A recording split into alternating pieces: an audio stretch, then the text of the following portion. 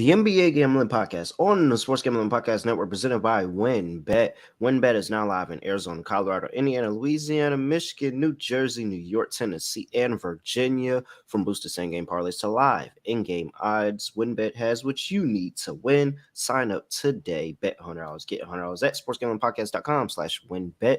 That's sportsgamblingpodcast.com/WYNNBET. State restrictions apply. We're also brought to you by the SGPN Big Game Squares contest, $1,000 prize pool, and completely free to enter. Just go to sportsgamblingpodcast.com/squares. We're also brought to you by SGPN's Big Game Bingo contest, $57 SGPN gift card for every bingo hit, exclusively on the SGPN app. They did again. They did it again. I don't know what to say. We're ending the week exactly how we started the week. We're ending the week exactly how we started the week. Bad officiating, terrible officiating. And the NBA coming back, not even the next day, the same night, saying they missed the call. Like, when is it enough going to be enough? For the record, by the way, you are talking about the Dallas and the Pelicans game. When is enough going to be enough? I am.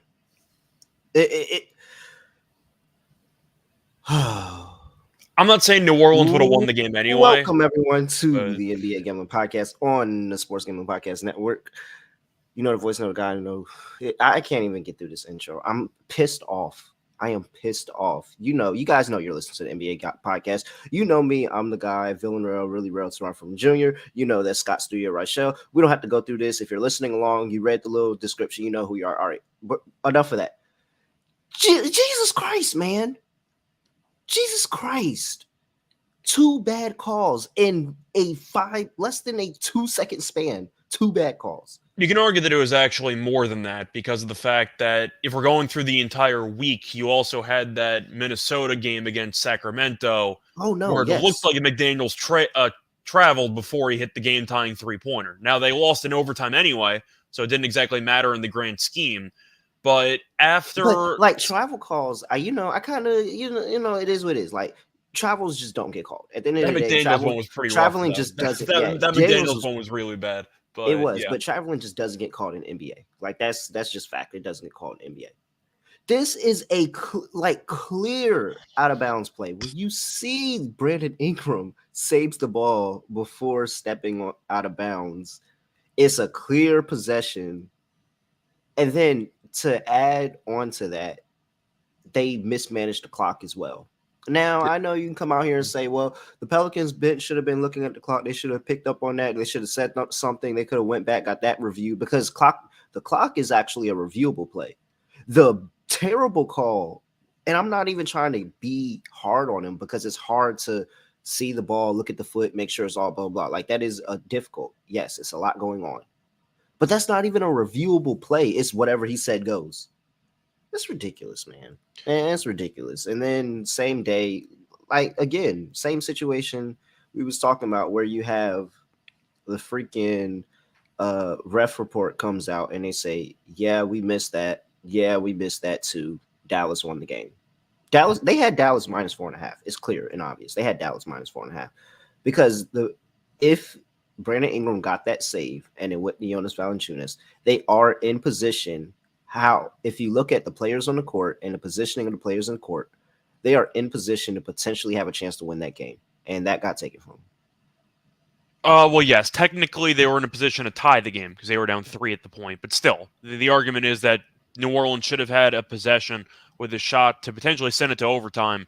Yeah. And instead they got robbed from them because of the fact that the referees butchered it. Now, I'm not going to go through a whole ref thing because we already did that earlier this week. It just tells you how nothing really changes at this point with the referees because it's the same thing over and over again. I feel like the main issue that they had is a matter of, just for the entire season, it's about prioritizing quick and limited reviews compared to getting the right calls. And I feel like that's one of the extreme debates or extreme, I'd say, trade-offs that you've had this season. It's the elimination of automatically reviewing everything. It's Mm, the decision to allow one coach's challenge and everything else is basically just play on. We'll go from there. And on one hand, it was because in previous years, the final minute would take 30 minutes of actual time because you're reviewing every single stoppage and it takes an eternity.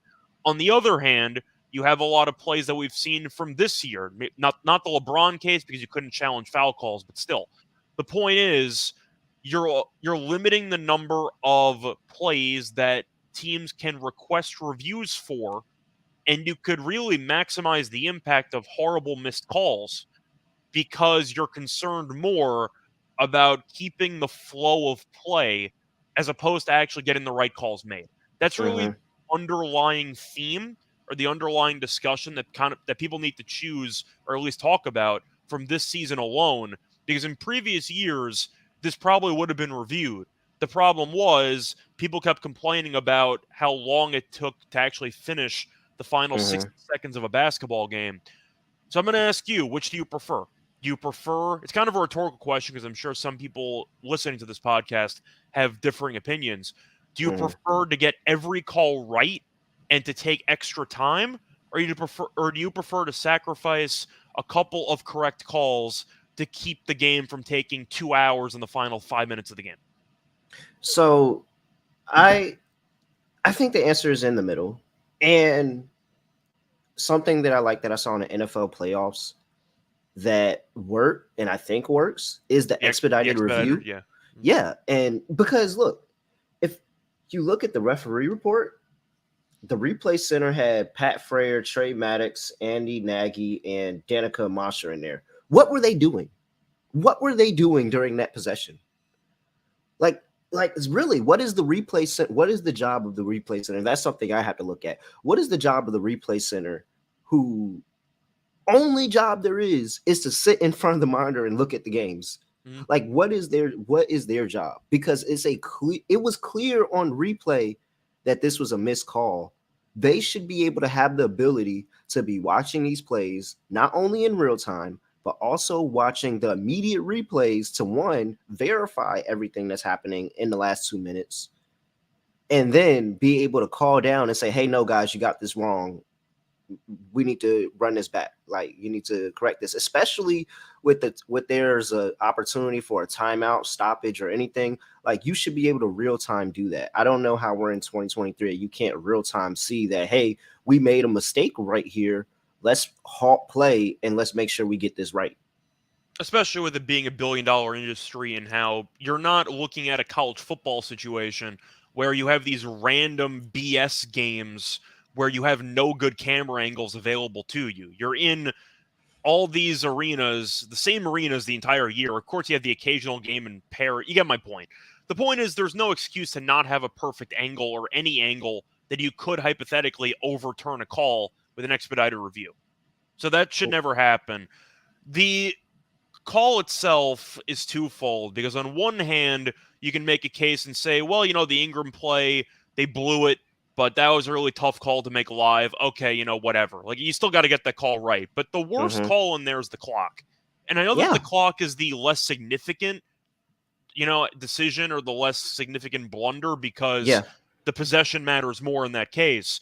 But there's no excuse to completely mess up an extra second off the clock coming off, where you have everybody in the arena who is probably aware of the clock potentially being an issue, or at least the clock automatically being reviewed in most of these But cases. at that point, you don't care because Yeah, it's like Dallas has possession and they're down three. Like, at this point, you don't care. It's just that there's so many times, and I think this is where you start getting to people having the idea that the Elam ending should actually make it to regular NBA basketball, which I think is absolutely crazy. But you have the opportunity for what you never see, and that is the defending team to get the steal at the end of the game without fouling and have possession with a chance to win the game. Like, that's the ending that everybody wants to see at some point. Now, depending if it's your team or not, you may or may not want that, but everybody wants to see that at the point of the game. Nobody just wants to see fouls and then the game end. Like, everybody wants to see this, like the Knicks game. the Knicks and the Heat game where Julius Randle fell and then the Heat came back, was able to get the ball. They reviewed it. They called it a foul at first, actually, and then they reviewed it because they had a challenge left. Said it was no foul, and then Tyler Hero actually had a shot to win the game. Like that's how you want the game in. You don't want to just sit here and watch foul fest and then knowing that the game is going to end like this. I don't know, man. It just sucks. Yeah, but once again, of course, the referees butchered the entire ending. That's been the kind of case for the past week, but I wanted to at least bring up the discussion because a lot of people just assume that there's an easy solution, have some expedited review, do some stuff here. A reminder, though, that a lot of these calls that were missed would probably not have been missed in previous years, but we sacrificed reviewing everything in order to make the games end faster. So I'm just saying, it seems like a case where people kind of want, to have their cake and eat it too. And I'm at least bringing up that there was a trade-off that took place, which was to make sure that the flow of the game stayed intact. And on the trade-off, you'd lose some of the actual accuracy with overturning some calls. And with that, I don't even think that nobody wanted them not to review calls that were supposed to be reviewed. It was the fact that they were going and reviewing clear and obvious stuff. Yeah. Like very, very clear and obvious stuff. They were going to review and taking forever with that. Stop doing that.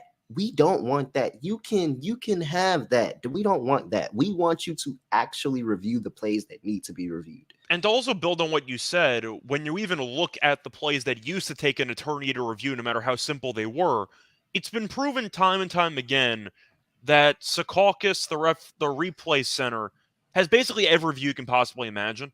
It's not like they're ever there's a blind spot. They usually have a great view on any play, and the only time you can't really tell is if there's simultaneous possession kind of thing, where you can't tell if it's at the exact same time. You got to make a choice. But usually you can find one angle that will tell you what you need to know. Usually. Mm-hmm.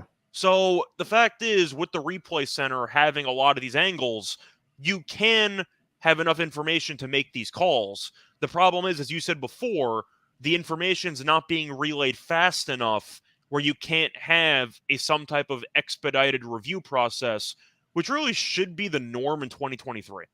Yeah, we're not in. I know we're trying to speed the games along, but we're not in that much of a rush that you can't take 2 seconds. Hold on. They're saying one thing, they're saying another. Hey, New York, what did you see? Yeah. You think we should take another look at it? All right, we'll go ahead and take another look. Or worst case is maybe add a time limit to it. Keep reviewing the same stuff, but say if we don't find the specific thing in 2.5 minutes, we're moving on. But not even 2.5 minutes. I'm just talking about a quick 30 seconds after the play ends. If the replay center took 30 seconds to look at that play after it was called and said, "Hey, I think you might have been wrong here. You should go back and take a look." Don't even make the decision. The replay center doesn't even have to make the final decision. I will concede that. But say, hey, just like in soccer, because soccer does that. Soccer will look at it and they'll review it and they'll say, I think you should look at this. And then they'll go and they'll do the little pops thing. The VAR thing. I actually do. That's a really fun. When they do that, I'd be like, hey, that's gonna be funny. I prefer just the point to the box. That's a little bit more intense for me for the soccer officials. I don't know. I like it. I like the little thing. Yeah, I think it's cute. I said 2 minutes and 30 seconds is a random number. Realistically, 60 seconds. You have all the angles. Yeah, Secaucus should be able to pull it up pretty quickly. I don't know. I just be thinking refs don't want to admit that they're not perfect. And it's everybody understands they're not perfect. Everybody understands you can miss a call. It's just that if you have video evidence of the call, then go back and make the right call. That's all I'm saying. Yeah, but that was one of the main takeaways from yesterday's games. I don't really want to go through another referee rabbit hole because we kind of did that in the early. No, I was literally just about to move us on to probably. There's one other takeaway we got to talk about. It was the it's only final one other game thing. on TV. Well, no, it's really 2 other things in one game. It's 2 other things in one game. It's the fact that Giannis goes out and had another 50-piece fries, no drink because he's a dog, and the Clippers had an epic collapse that only can be written about in books, to be honest. But they somehow found out a way to bring that to life in the actual NBA by not scoring in the last 4 minutes of the game. I'm going to let you pick where to start because there's really, you kind of mentioned the main 2 points, and you can go through a serious conversation on both topics. Do you want to start with Giannis because that should take less time because we already talked about Giannis earlier in the week and how we know he's incredible? You want to just start there and then we can go into a deep dive on the Clippers? I mean, I really don't have anything else to say to Giannis except he's the best player of the league. I think he should be. I think he's my MVP right now, but but it's between him and Luca for me right now. To be honest, I know what Jokic is doing is crazy. It's amazing, and averaging a triple double is not easy at all. But at the end of the day, I just think I'm getting a lot more from those other two. But Jokic has the number one team in the league. So, I mean, it's going to be a conversation. I also think it's kind of hard to give Jokic, three in a row after all the people that got snubbed at three in a row after having a really good year. So, there's a precedence there that the voters created upon themselves. And I say upon themselves because those same voters have been voting for the past like 20 years or so. So, yeah, no, it's really Giannis is amazing. Like Giannis is amazing, and his greatness is being diminished because of how good he actually really is. Like nobody's talking about it. Yeah, for me, for the MVP voting, I'm not going to completely pivot to Giannis being the favorite or even being top two at this point. Last Saturday, didn't everybody say Embiid should be favored? We're kind of just doing this thing now where we've seen it in previous years. Last year was Jokic and it was Embiid, where we kind of know the main two guys, but people keep trying to like say this guy's overtaken this other guy. Realistically, Jokic and Luka are still A and B. I think the point is you can make an argument that Giannis is closing the gap there. But how is that's the thing, but that's what I'm trying to get. How is it just an A? It's not an A and B race. Like it's clearly not an A and B race. Based on what we've seen the entire season, I think it pretty much is right now. Now, the Mavericks are somehow in fourth in the Western Conference. Based on historical precedent, Luka's got no chance to win if they don't fit. Or I wouldn't say no chance because Westbrook did it with OKC. You usually need a team that finishes in the top three of your conference standings to actually have a realistic shot to win the MVP, historically speaking. So, based on that, I'm assuming Luka won't win it. Jokic, I think, has a great chance to win it if Denver does finish with the 1 seed. That's a seriously nice tiebreaker there if Jokic ends up getting the 1 seed with Denver and he carries them. I think at the end of the day, Luka is going to finish short. I don't think he's going to win. I just think Dallas isn't good enough, and I think the record's going to struggle. Denver's in a great spot to get the 1 seed because the rest of the West is really just not great, and we're going to talk about the Clippers in a second. That's going to segue into a bit of a rant by me or a discussion.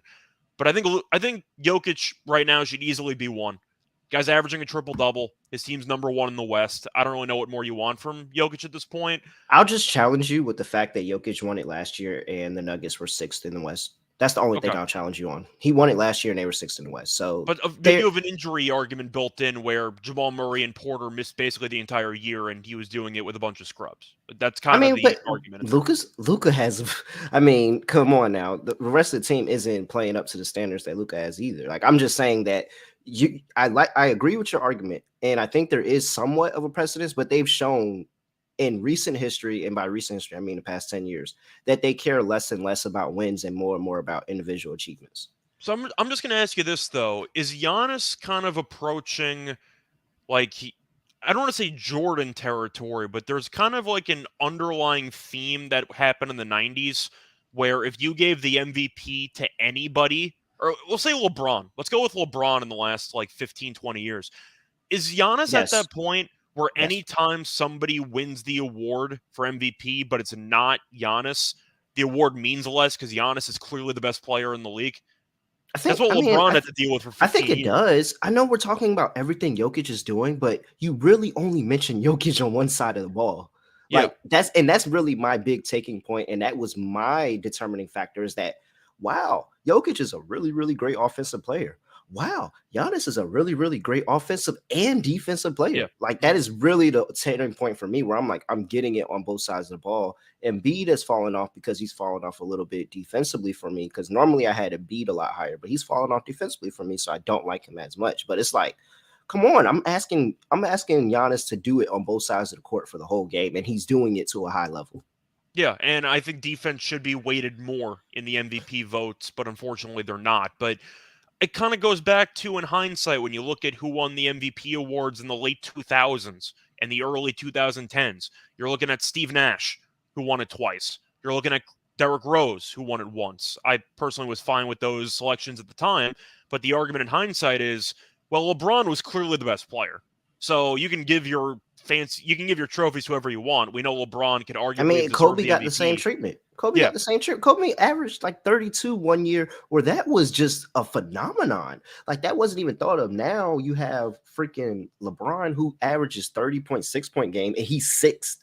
yeah. He's But we're, sixth in the but we're NBA. looking So at the like, hindsight, and the point is, you can make the argument that similarly to what LeBron dealt with in the 2000s and yeah, 2010s, that's what every Giannis is year dealing that with he now. didn't win the MVP, it was kind of unwritten, but kind of well known that you could give the MVP to LeBron every year. I feel like Giannis might be at that point where he's clearly the best player in the league, and yet it seems like he's not winning enough MVPs based on that fact. So I think he's kind of falling into LeBron Yeah, 20, like late 2000s, early 2010 territory, where you can just give him the award every year, but they're not going to. Is that a yeah. fair I comparison? I truly think that's what it is. Like I truly think that's what it is, and I'm really hard pressed to see another situation that he can come in, he can win MVP. If he doesn't win MVP from what he's doing now, what he did last year, like he's had multiple years where it's just like wow. But it's Well, like the previous years were issues for Giannis because he also missed some games. He had some yeah, injuries there yeah. where And Milwaukee was so, but this managing one his is whatever. yeah, this one is more or less he's playing. It seems like if he continues his trajectory, he's playing majority of the games of the Well, that's why season. And Jokic beat Embiid last year. It was because yeah, of the fact that Embiid missed some time, not as much as previous years, but still. And Jokic has been very durable, so that's kind of an extra check mark you can put by Jokic. But once again, if we're going by best player in the league, then Giannis should win the award every year. So it really comes down to what your own interpretation is of the MVP worthy options. Because if we're going by best player, it's Giannis's award every year. yeah. I mean, I don't know. I understand your I point. feel I'm like just that Jokic is getting a lot of love that James Harden and Russ didn't get. And I know it's completely different styles of play, but it's the fact that, okay, we get it. He's going to put up stats. Like his style of game is so good. He's gonna put up stats. Like at some point, you have to sit here and just look at the players and say, who would I want on my team to lead my team through the regular season? Who would I want on my team to lead my team through the playoffs? Who is that person? the For me, playoffs are tricky though because it's a regular season award. So you can no, but I'm talk saying, about like but I'm not like counting actual playoff success. But I'm saying if I want an MVP, I want an MVP on my team to lead me through the regular season and through the playoffs. Like that's how I see it. I'm not saying that I'm judging you off your playoff success. I'm not saying that you're not getting it because you're not winning games in the playoffs, but you are a type of player, a style of player that I trust to lead me in the playoffs. I think you should be MVP, and I put Giannis over Joker in that. I do. I think if we're going by overall full body of work talent, I think that Giannis is the better player. But if we're asking who's going to win MVP right now, Joker's on pace to be the first center to ever average a triple double in a season with assists. I'm not sure if Wilt ever did it with blocks because blocks weren't officially a registered stat for part of his Mhm. career, or like Bill Russell, for example. But you get my point. The point is Jokic is averaging a triple double as a center, and his team's the one seed in the West. As of right now, Joker should be the favorite to win the MVP. I think Giannis is closing in on the number 2 spot because I really question if Dallas will finish well enough in the standings that he's even going to be a serious candidate to overtake Joker. And if you can't overtake Joker, you got no chance to win the award. I think Luke I is going to fall That's a whole behind another Giannis. conversation. That's a whole nother conversation that I don't think that wins should not. I don't think it should either. But if we're It, going it based on shouldn't matter. historical stuff, But you mentioned Joker it is how last people year. vote. It Yeah. is how people vote. But that's why I'm also, and that's another thing. Last soapbox rant, and we're gonna touch the Clippers very, very, We very have to talk about briefly. the Clippers after. Very, We're very, going to very have to. briefly. I mean, we don't have to. We can. They've shown it. We don't have to Yeah. say anything. Well, that They've was going to be shown it. my main Everybody point. else But yeah, saw it. okay. Yeah, everybody else saw it. We don't have to. But last quick thing, they got to rotate these voters out. They got to do something like people that are voting for 20 plus years that understand the game only one way. Like I think it's time to look at who are you looking at in the media to be voters and start rotating some of these voters out because the league is changing. So how is the league changing and the voters aren't? That just doesn't make sense to me. Yeah, I think that at the end of the day, they should be able to, I'd say, limit who can realistically win the award to 2 or 3 people every year, which is what the finalists are for. I think anybody that voted for, let's just say Devin Booker last year to win MVP should just lose their vote for this year. Like that's such an abysmal vote last year, or like Tatum last year, for example. There are some guys who are going to be mentioned briefly. DeRozan was mentioned for like a week and a half last year, I but in agree with that. hindsight, if I you agree vote with that. for You one of those take let guys, everybody do a preliminary vote. Let everybody vote. Top three come back. All right, now everybody re-vote on those yeah. top three, and let's But get I an don't think accurate. anybody should have their final vote be for a guy that has no chance to win. And you can make the argument even, I'm not going to make it fully political, but it's kind of like voting for a third party candidate and you know they got no Yeah, chance to win. But it's the yeah. same idea where Like it you're was one of voting, these recent years. yeah, Carmelo got a vote. like you're voting for the sake of voting, but you know that the guy you picked has no chance of winning. So your So you vote just actually abstained. doesn't do anything. You just abstained your vote. That's all you Yeah, did. You just basically. abstained your vote. So I'm All right. I'm fine with multiple like voting sections where you slowly eliminate the choices and then you re-vote as you slowly eliminate and you get further down and further down Yeah. until you get a final 3. Yeah. All right. I have nothing to add to the Clippers, honestly. I truly don't. Everybody saw it. Writing is on the wall. Everybody saw what happened. Shout out to us for getting Clippers +4 Bucks money line. It actually came in exactly how I said it was going to come in. I have nothing to add to the Clippers. Nothing. My main brief takeaway, I'm not going to spend much time on this because I do want to get into the games. The Clippers choking is not a surprise because we've seen Paul George and Kawhi together choke 3-1 leads in the playoffs. We've seen the Clippers with Ty Lue, with Doc Rivers, doesn't matter. They'll find ways to blow games in the playoffs. And this game did have a playoff atmosphere to it, so I think it is a pretty fair comparison. The main takeaway of the direction I'm going to take this, once again, I don't know who the hell is good in the West. I mean, like, title good. I mean, like, representing the conference good. I'm running out of teams. Because a month ago, we were talking about New Orleans and Memphis. You know who New it is. Orleans You is know not who the their answer fault. is. You know who New the, you know Orleans who the not their answer is. fault because New Orleans got injured and Zion's been out for about a month and a half and they've fallen apart. They've lost 10 straight. You're looking at Memphis, and I don't think they're mature enough, or at least until they trade Dillon Brooks. Dillon Brooks will single-handedly prevent them from making a deep playoff run. I think he's that big of a saboteur, so to speak. I Oh, think we he's forgot. that Oh bad. man. And We ran out of time. We got to that's talk why I about that. mentioned this takeaway, because we can briefly talk about Dillon Brooks being a clown for punching Donovan Mitchell in the nuts. Clearly intentional, by the way. Clearly intentional. He gave the over-the-shoulder look and then immediately punched him in the nuts. I think it was clearly No, intentional. it's even more to But that. But go ahead. I'll let the you do point is, Clippers. I'll do Brooks, and we'll move on. yeah, point is Brooks the clown. I still don't trust the mental toughness of Memphis, and I think that they're still kind of front runners and they haven't proven anything yet. So I'm not sold on Memphis. The Clippers just proved once again they can't handle big moments. I don't trust them either. Golden State, I don't think is very good, but you're kind of picking them by default because they've been there before. But I still think they need to kind of revamp the roster. Like Golden State right now is not a very good basketball team.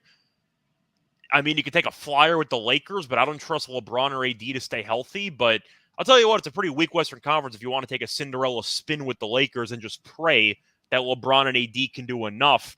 The point is there's really no teams in the West that I actually like. You can talk about Phoenix if Booker comes back and maybe take a spin there, but I still don't know if I like their supporting cast.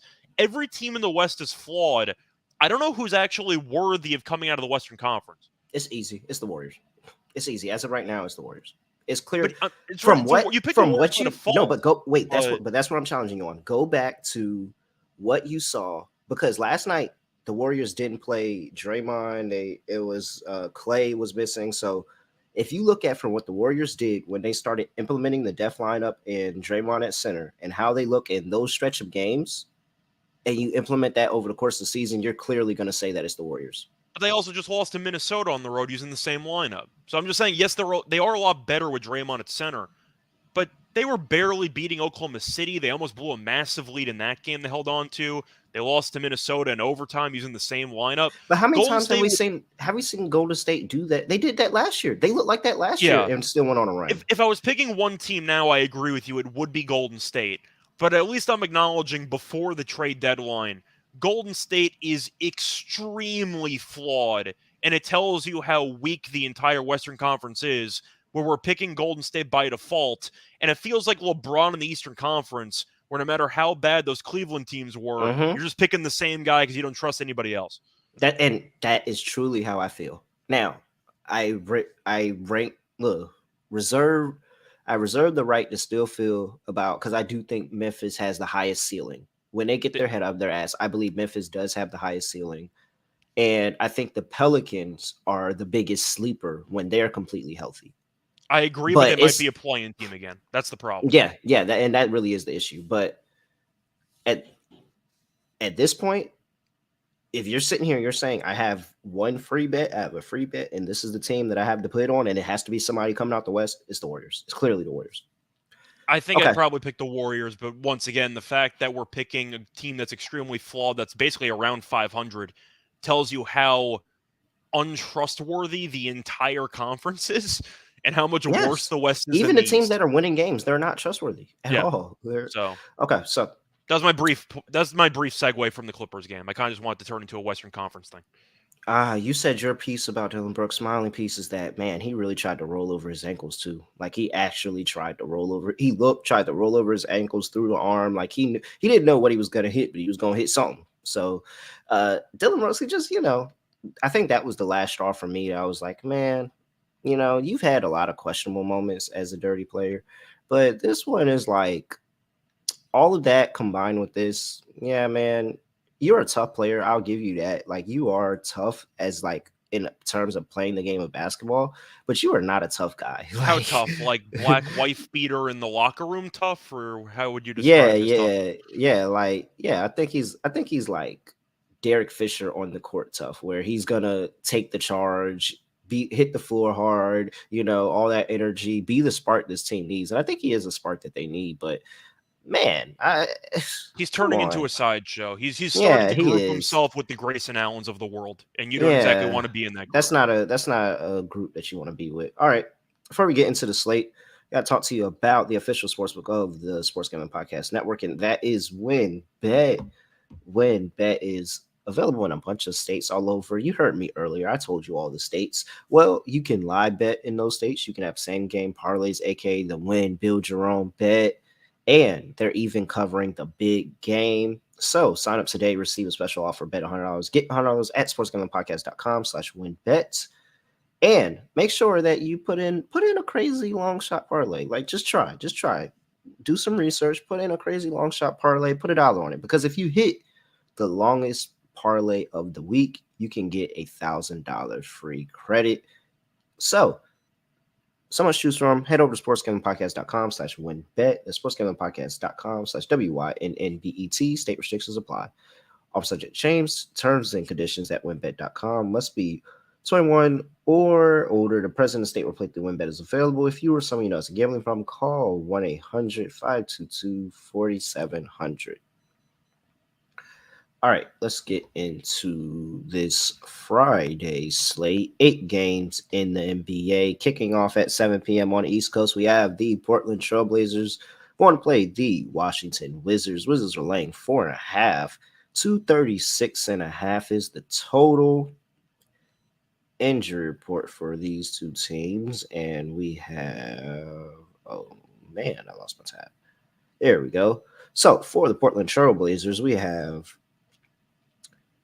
is that Nurkic, who is questionable? No, Nurkic is out with the calf injury, and Jerami Grant is questionable with the concussion. Whereas for the Wizards, Anthony Gill still out with health and safety protocols.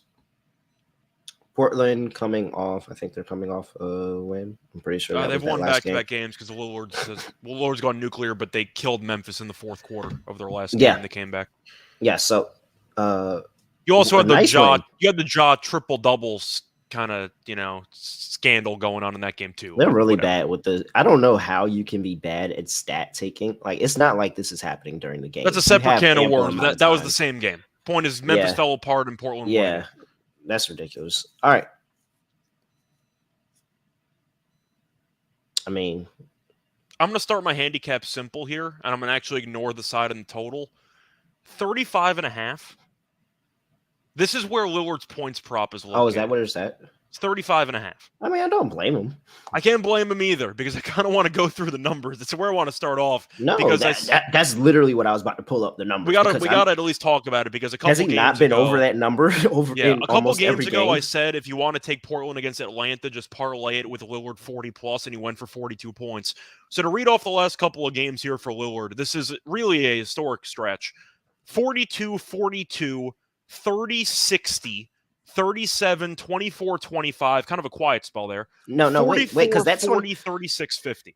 But that 24 was the game against Pat Bev where they got into it on the court, and then Lillard says, "All right, man, he done pissed me off, so I'm about to just go crazy." And that he opened up the floodgates after that game against the Lakers, like absolutely opened up the floodgates, didn't look back. So He scored at least 36 points in 8 of his last 11 games. As a 3-point jump shooter. This is ridiculous. This is bubble Lillard territory that we're in right now. I don't know how. I can't tell you to take the under. No, of course not. The under. especially if Jeremy Grant doesn't play. If he doesn't play, there's extra shots to go for him. But Lillard's gone to the free throw line 16 plus times in each of the last 2 games. Sheesh. I'll ask you this. Are you going to take Portland or are you going to take Washington? Because Washington's healthier. They're playing good basketball. But Lillard can single-handedly kill you.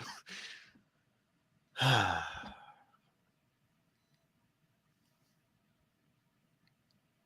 think I'm going to take the points. Am I really at the point where I'm either betting the Wizards or Damian Lillard? Because I'm not betting on the Trailblazers. I'm literally betting Damian Lillard. I think I might as well just bet him to have a 40. You got a little bit of Simons in there, but Nurkic is out, so you're going to see a lot of Eubanks, your birthday boy, might actually have some props on him. That was a great call. I'm saying he might actually have some props.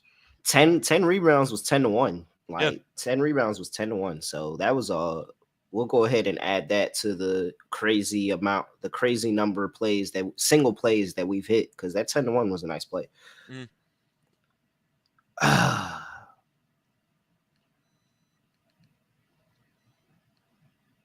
I want to take the Wizards so bad. I want to give the Wizards their flowers, though, just briefly, because they've been good. And yes. If you look at the record, that's why I want to take them. Under. That's why I want to take them. But it's like won 6 straight. How do you get in front of Dame right now?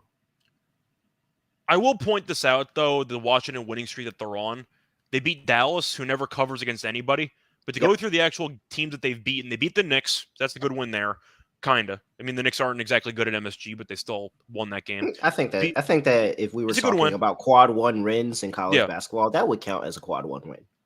I think that's more of a quad 2, but still, that's a pretty good win. Come on. They beat Orlando on the road. They beat Orlando. They beat Dallas. They beat Houston. They beat New Orleans, who's lost 10 straight. They beat the Spurs. So a lot of those wins were against basically nobody, but they did have 1 or 2 good wins in there. I'll take the points. This game really feels like a coin flip to me. Give me Lillard to go nuts again. Let's have some fun. And the thing is, on the off chance that Dame doesn't go crazy, the Trailblazers are in the same conversation as those teams you mentioned that the Wizards are winning against. Yeah, I'm going to fade the Wizards because it's their first road game back home, and that's a nice spot that we like fading them. And then they're about to go back on the road, so they're really only home for a game. Then they're going back up to Brooklyn and play the Nets, and then coming back home for their actual home stand. So it's like this weird home game that's stuck in there. So I'll go ahead and I'll bet Portland with you and fade the Wizards like that. It's also a weird spot for Washington because they had a makeshift like buy into this game because that game against Detroit got canceled. I know what though. I'm not taking Portland without attaching Dame to it. Like there's no point in me doing it because if Dame doesn't go off on the spread or even the money line, just I'm give me the over with Lillard points. Or if you want to pivot, maybe a double-double because even with 42 points, he had a double-double last game. Yes. So you can I think pivot. he averages 8 assists on the season, man. Does Yeah, or he? if you want to pivot off of the points, you can take the over in threes. There's a couple other ways to bet Lillard to potentially maximize profit. I wonder if Washington just double team. Are they going to double team him past half court, like in the entire second half? They might. So I think Lillard assist might be Yeah, worthwhile. I like what's Unseld as a coach. I like what's He's Unseld as not a coach. afraid to experiment a little bit if Yeah, things aren't so working defensively. So yeah, like he's not coaching scared. He's not coaching like no, he's trying to keep his job. He's coaching like he's actually trying to win games. And Mhm. now, does he have the roster to do that? No, but I'm low key kind of talking myself into Washington, but I'm just gonna stop talking before I switch my pick. All right, total is stuck at 236.5. I think I'm going to lean under here. Even if Lillard does go nuts, I actually have been impressed by Washington's defense recently. Once again, they haven't played many good teams, but they've allowed less than 107 in three straight. They've been pretty good at home defensively. Portland, they held Memphis to 112. Besides that, they weren't exactly great defensively, but I think I'll lean under. I just feel like Washington's not going to play at a fast enough pace where I actually like the overall number of possessions to send this over. If the pace is going to be a little bit of an issue and the total's this high, and you're assuming that Washington's going to double team Lillard and they're going to dare somebody else to beat them at some point, maybe it's a bit of hedging my bet there with Portland leaning on the side. I'm going to lean to the under. Yeah, I mean, look at Clippers and Bucks last night. Giannis had 54 in the game, went under. So I mean, there is a possibility where Dame can have half of the points that the Trailblazers Yeah. have tonight. So, yeah, I'm with you. I'm with you on that one. I like that. All right. Anything else in the game besides Dame that nobody's probably going to be betting by itself? I mean, if you want to make a full pivot, since I mentioned Lillard assists, Simon threes. Yeah, I think that's a solid play. I'm going to go with Bradley Beal over. I mean, Bradley Beal does have the skill to put up what Dame is doing. He's just, not doing it. Historically speaking, he's been very good against Portland. I believe he's had a couple of 30-point games the last couple of meetings, but Beal for me is just a complete red flag in terms of props this year. I don't know if he was playing for the contract or what the story is, and I know Washington's winning now, but you're looking at the points for the last couple of, I mean, he really has a hard time even getting to 25. Yeah, He missed no. some games with injuries here, but I want to actually read off the games here. So to go through the games, let me just check the math here. That's 3, 4, 5, 6, 7, 8, 9. He's had 9 straight games with less than 25 points. This is Bradley Beal we're talking about. 9 straight What was games. the numbers? What was the numbers? Okay, so he played in 6 straight games before missing time with injury. I wasn't including the injury games. 21, 16, 17, 22, 17, 18. He had 8 because he got injured midway through the Milwaukee game. 19, 24. So he's It's not gone even over. close in half of these games. Yeah, he's only gone over twice. Yeah, I'm always going to point it out. I've really stayed away from Beal because I don't know if it's a matter of having less responsibility or he's just being less of a ball hog, whatever reason. He really just hasn't put up the points. I'm just His gonna. number's I'm gonna only hope 21 and a half, though. I'm But gonna hope it's some showmanship. And if he sees Dame going crazy, because I will say there was a point in time where I was calling for Washington and Portland to make a 1-for-1 swap. Bradley Beal's bad contract for Dame's bad contract, and just start over and try again with a new star piece. But that looks like a really bad idea right now. I think So Beal, for most people, has been fool's gold if you bet on him, his player props, because yeah, points-wise, he really has not done much. I know he's still averaging roughly 22, but you're used to seeing Beal go for 30 and change all the time. Once again, it's been like 9 straight games with less than 25. mm-hmm. Yeah, I'm Beal. I'll just take Beal for his showmanship aspect.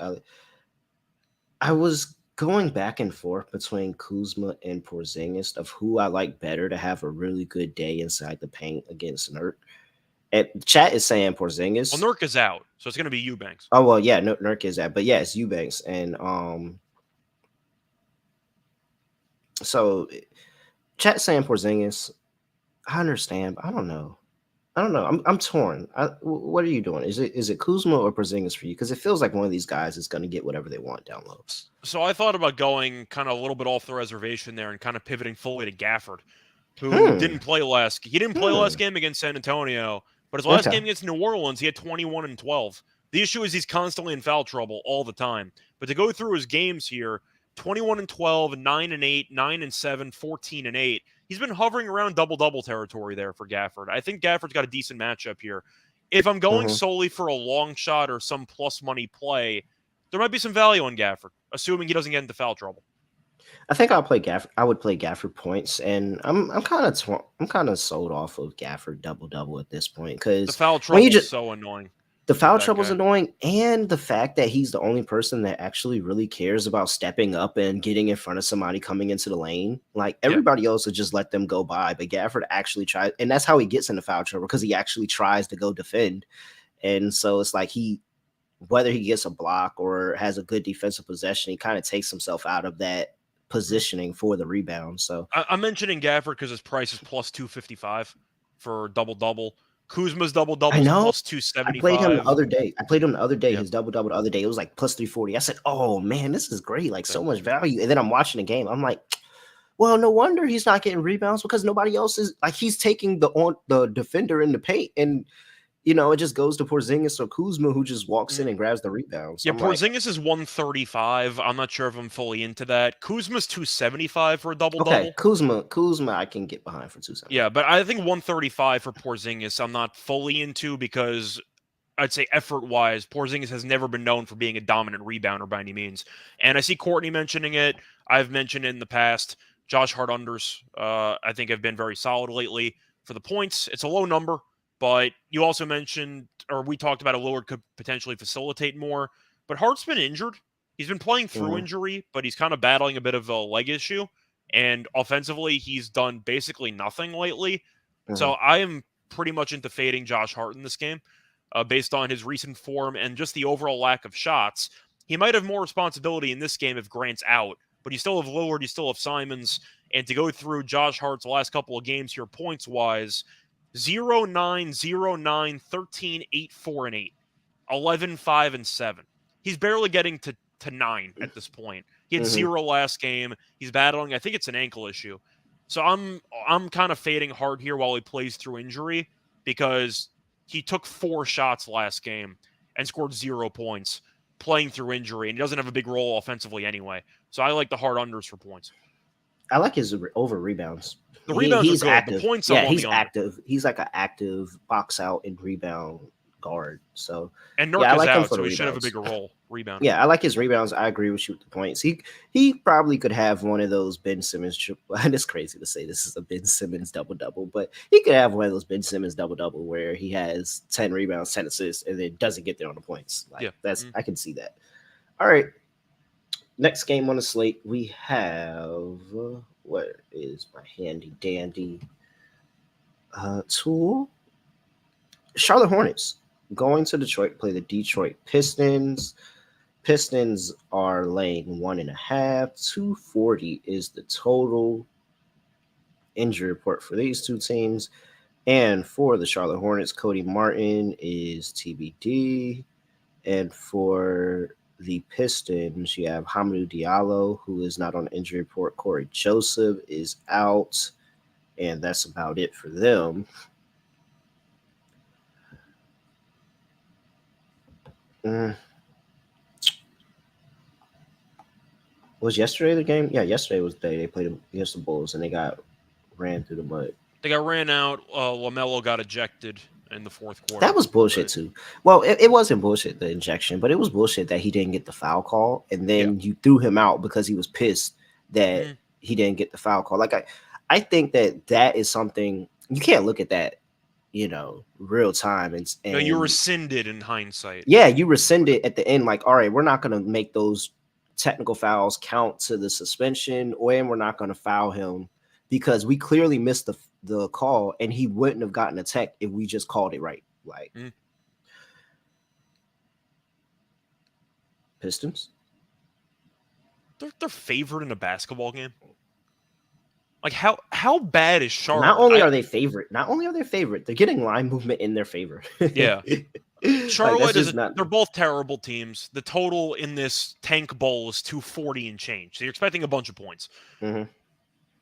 I mean Detroit, they're not good, but Charlotte's really bad. I'm There's not actually handicapping. This was actually the only game that I made an overnight play on. I took a player prop. I took the over 2.5 assists on Mason Plumlee. It's at 3.5 now at like plus 130. But Plumlee's been really good at facilitating. I still like the 3.5 over. He's had at least 4 assists in 5 of the last 6 games.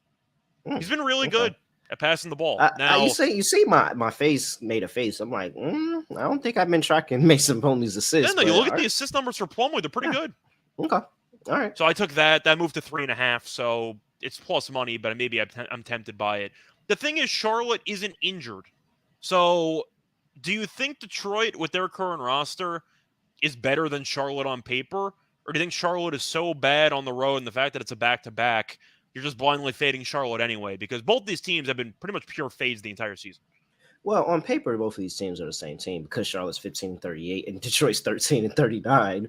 But only thing that I have for this Scrub Bowl is the fact that there is 79% of the bets and 81% of the money on Charlotte. Again, a 15-38 team who is on the road and line movement is going in favor of the Pistons. Yeah, I'll just handicap the reverse line movement and say somehow, some way the Pistons get it done. I'm going to lean to Detroit anyway because they're never favored in any games. So the fact that they are favored is 1-1 this season as a favorite. Not bad. Yeah, 500. Yeah, I'm shocked they were favored twice. So yeah, you might have lost a little bit on the juice, but yeah. I'll lean Detroit. That total, I don't even know what to think of that total. Just blindly lean over because I have no idea how that game's in the 240s. It's because nobody guards anybody, but I don't really like either team offensively anyway. Just lean over and just hope that both teams punt defense the entire way. I don't know. I got no idea.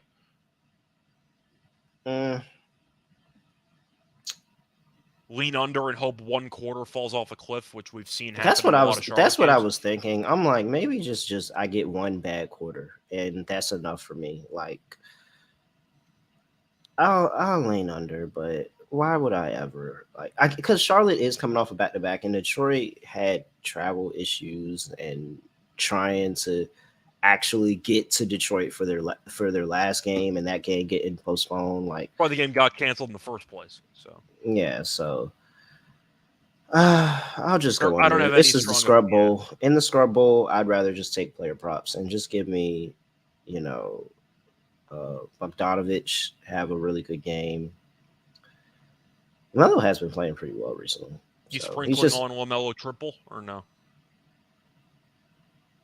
He had one against Milwaukee. Is he getting to the point where you have to sprinkle on him a little bit? Like, I'm just asking because the game's in the 240s.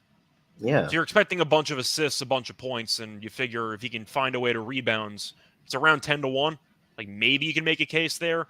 I know Rozier killed me last game. I took his over threes at 2.5, and he went 2 for 9 from 3 against Milwaukee. But I kind of got to go back to the well, don't I? Yeah. Still took 9 threes. He just couldn't hit a shot, but I still like the volume. During double-double, you make some pivots. Yeah. I think it's your basics, just play your basic player props that you're playing for these two teams in this game. Like, you're not really afraid of either one of them defensively, to be honest. And it might actually really be an over game, but it's just, I don't know. Scrub Bowl. All right. Next game on the slate, we have the Sacramento Kings going to play the Indiana Pacers. The Pacers are on a back-to-back. The Kings are not on a back-to-back. 235.5 is the total. Kings are laying 3 on the road.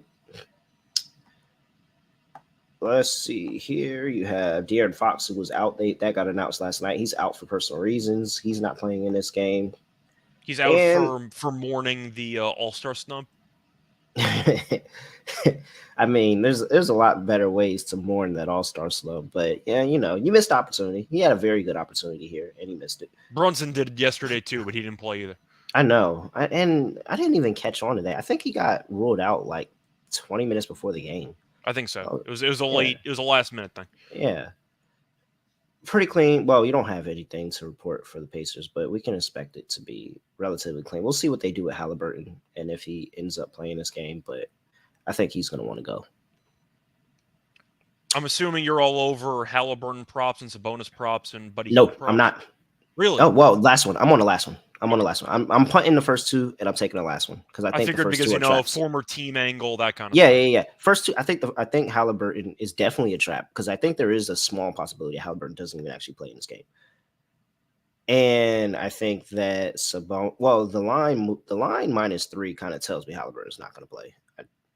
I don't think he's I don't going know. to either. He played a lot of minutes. He played really well against the Lakers and choked away Yeah, the game, but he just came back from injury. I don't think he's going to play yeah. I either. don't think I think the line is saying that he's not going to play. I just don't think this is three with even Indiana coming off of back to back, still at full strength. I don't think that this is three. I think this is maybe like 1.5 for the I Kings think it still. was 1.5 on the overnight, so Oh, it was, and then it moved up. I think so. Let me see. I didn't even look at where it opened up at. Oh, well, it says here it opened up at 3, but you know that thing be wrong From what I sometimes. remember last night on the early lines, I'm pretty sure it was Indiana like getting Yeah, I more mean, than I that would number. have it at 1.5. That would make a lot of sense for me. But yeah, I'm going for Buddy because I think that one, Halliburton's not going to play, so I think his usage is going to be up a lot more, and nobody's talking about him. Like everybody's talking about this trade. Oh, this trade was a great 1-for-1 swap. This trade was a great 1-for-1 swap. Look, Sabonis is an All Star. Oh, look, Tyrese Halliburton is an All Star. They traded All Star for All Star. It worked out for everybody, and Buddy Hield's just sitting there holding the bag, like, hey guys, I exist. Me right here. I'm still here. I can still shoot the ball. I'm doing the 3-point contest. You didn't see that? I'm in the 3-point contest this year. I'm still here, guys. Yeah, give me Buddy Hield threes ladder today. I see a prop that I feel like is kind of an auto play based on value. I'm not sure the probability of it actually hitting, but I'm at least going to mention it. Keegan Murray double doubles 13-1. 13-1? He had one 2 games ago. He's playing like 30 Did he plus really? minutes a game. He started. Why do I feel you know, it's like so many players in the league. There's always like those couple of players that you sit there and realize like, wow, I really haven't been paying attention to this guy enough. And I think Keegan Murray is that guy for me because I really haven't been talking about him at all this year. The points recently have not been great. He went 0 for 8 from the floor last game, but you're assuming he'll do better than that. But he played Oh, and he 39 had a minutes. 13 and 13 double double. You That's know what that's I'm my saying. favorite That game number. went to Yeah. overtime, but I believe he still had a double double in regulation. Had a 20-9 game against Memphis like a couple weeks ago. Had a back-to-back double doubles a few weeks ago. 13-1, and we know Miles Turner. We criticize all the time for not being great at rebounding. I think there's value. 13-1, really?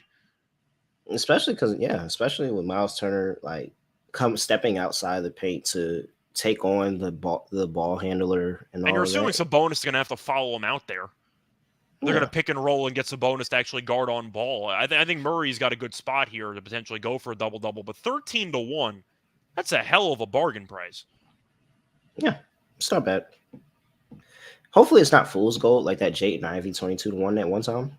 Oh, it might be fool's gold, but throw it in a long shot parlay or something. It's a 13-1 leg. You can throw $20 on it, and if it hits, you basically make 300. Yeah. Like you don't need to bet a ton on it. Just I think it's worth betting on for a sprinkle. Mm-hmm. No, I'm with you. I just watched this line go to 3.5. By the way. Okay, I'm leaning Sacramento. Yeah, I think I'm leaning Sacramento too. With Fox being out, though, it is pretty interesting because both teams might be using backup point guards, but I still like Sacramento's supporting cast more. And Davion Mitchell, we know, is off night, can still, give problems We've in seen Indiana's him have some backcourt really good defensively. games stepping in. He's a good player. Yeah. But And he adds another level defensively that they're gonna eat off of more because he's playing more minutes. So now, he'll be able to give the Nemhards and the McConnells, whichever way they want to go with that this time around. He'll be able to give those guys, and maybe even Buddy, if Buddy starts getting hot and he switches on to Buddy, like he can give those guys some problems. So yeah, I'm with you. and it's kind of surprising, but the Kings, it might not be fully well known. They're actually very good on the road. I feel like most people Yes, don't realize that they're good on the road. yes. What was this? I think it's 7-1 now, because they got that last win against the Spurs. They're 7-1 now as a road favorite. Yeah, Seven I and one know as a road overall, favorite. I believe they're 13-10 straight up on the road. But yeah. By the way, if you don't even want to take double-double, if you want to go for like Keegan Murray rebounds for some alts, you can get 8+ rebounds at plus 330. All right, total sitting at 235.5. I'm on the under. You both teams most likely missing their starting point guards. I can't take an over in that game. And you got Davion Mitchell playing defense for 30+ minutes. I can't take an over. Yeah, this isn't a game for the a game to target for the non-conference over. Sacramento versus the Eastern Conference, 11-12 to the over, and Indiana 9-13. So I agree with you. Both point guards out. A little bit confusion on offense and what we're doing, kind of getting lost at different times during the game. I'll go with under there too. All right. Any other player props you got? No. I just mentioned the flyer with Keegan Murray, which I like at 13-1. Yeah. Besides that, I guess if you want to pivot, maybe look for a Davion Mitchell points if you can find it. Maybe you can look for something like that because he should get a bunch of minutes. Sacramento's not exactly that deep at the point guard position. Let me see if I can look this up real quick. No, they're not. It's really those two. They're not. That's what I'm saying. Mitchell might automatically get 30 minutes of and run. He's probably going to play a lot of off ball. Like, it's really, honestly and truly, it's probably all going to be in Sabonis's hands, which is why you probably still want to play his assist. Like, he's more than likely he's going to bringing the ball up the court. I'll take Davion Mitchell steals if I can find it. Yeah, Davion Mitchell. Let me try to pull this up real quick. Either way, the point is I'm kind of just pivoting off of the starting point guards being out. I'll rely on other guys. He's got a decent sample size without. I didn't know he had this large. He's got a decent sample size without De'Aaron Fox. About this year or in general? In general, it's not this. Yeah. Is it? Oh well, some of these are this year. It hasn't been. Well, the games last year were a lot better than the games this year. He's got 3 games without Fox this year, and 9-1-4, 8-4-6, 7-3-2. So that's not really any promising at all. How are the Steelers looking? 1-0-0. Okay, so maybe there's not an angle there. Damn it. Yeah, it would have been fun. Really good in my head. I'll tell you that much. It really did, but he does somewhat take Yeah, you can't even get the over 1.5. Well, it's at plus 140. So I mean, the fact that he's on the court, he has a good chance. But he's 1 for 2 from 3, 1 for 2 from 3, 1 for 4 from 3 in those 3 games. But I will say he did have 3 pretty tough defensive matchups. I just realized, are we just blindly pivoting to like Sabonis triple-double because he's going to get all the assists that Fox would normally get? I don't even think I'd like. What is this triple-double at price? It's not going to be a lot of. I don't think there's going to be much value. It'll probably be somewhere in the 3-1. Like if I had to guess, I'll say 350, but I'll look right now. 350. If I had to guess, I'll check right now. I think I'd rather just play his assist ladder. I feel like I would get more out of that than I would just like. It's plus 195. No, I'd rather because he's at 8.5 assists. So 12 assists is probably that same, way more than that. I was just speculating. Plus 195. I mean, you only take that with Jokic at this point. Yeah, no, I'm not doing that. Yeah, I'm not doing it either. All right. Next game on the slate, we have. Courtney, that's a good point. You take McConnell over an assist, but it's not up yet, so we can't talk about it. So that's the thing. I don't know if I want to, like, because they've gone back and forth between McConnell and Nembhard recently. Like, first it was Nembhard, then he started sucking, and then it was McConnell. Then McConnell really, really wasn't that much of a change. And I think they're like, I don't know, they're playing back and forth with. I think Nembhard got hurt at one point too. That's really why McConnell came in. So it really might actually still be Nembhard, to be honest. Yeah, it might be, but the point is Halliburton has not officially been ruled out yet, so we can't fully discuss McConnell because we don't know what the number would be if Halliburton's out. Next game on the slate, we have the Phoenix Suns on the road going to play the Boston Celtics. Celtics are laying 9.5. Looks like this line opened up at 10. Is now down to 9.5. 220.5 is the total. That comes crashing down from 226. Injury report for these two teams, and we have for the Phoenix Suns, you're not going to see Shamet, Payne, or Booker. We all know that. Everybody else is good to go. And for the Celtics, you're still not going to see Marcus Smart. He's still out with that ankle injury. Other than that, Celtics good to go there as well. I'm curious where you're going to go here because this seems like the most obvious Celtics slam spot, but they always disappoint you. But can you take Phoenix? They lost by 35 at home to Atlanta. No, I'm perfectly fine not betting this game. I'm Okay. perfectly Well, I mean, perfectly that's the fine not obvious betting this cop-out game. answer. I was just Yeah. wondering if you had to lean one But way. if I had to leave one way, I probably would lean to Phoenix and just sit here and hope that this is the Celtics just let them in the game. I mean, Phoenix has given them. I think Phoenix has given them problems recently. I know Phoenix had the Devin Booker 70-piece game against. Booker always gives them a good Yeah, game. but you don't got Booker this Even in the time. Booker 70 game, they lost by like 15. I mean, that didn't And then really they matter. got But well, they got that earlier this season. Remember earlier this season they had that blowout win in the Valley. yeah, So I mean, I guess there's like a little bit of a revenge factor for this Suns team, but I mean, I don't it's not know. even the same team. Like I don't. It's just I don't want us to diminish how much 9.5 points is in the NBA. Like that still is a really large spread. And at some point, I do think that Boston is getting a little bit, over the number. And they're not covering the number enough to be getting that. Like I understand if this was that Utah Jazz team from a couple years ago that it didn't matter where you set the number, they found a way to cover it. Yeah. But like this is a little bit of a inflated number. Like I get how Phoenix has been, but this probably should be like 7 or 8. Like. A lot of it's based on the fact that Boston had one of its best games in months on national TV, and Yeah. everyone's going to overreact to it. And Phoenix got killed the last game. I think if I'm looking anywhere, I'd probably look to Phoenix team total under. This team still can't score. And Chris Paul Mhm. had a great run right after he came back from injury. Last couple of games, he hasn't really done much. What do you have, 3 points against Atlanta? He didn't do anything. They got buried in the game.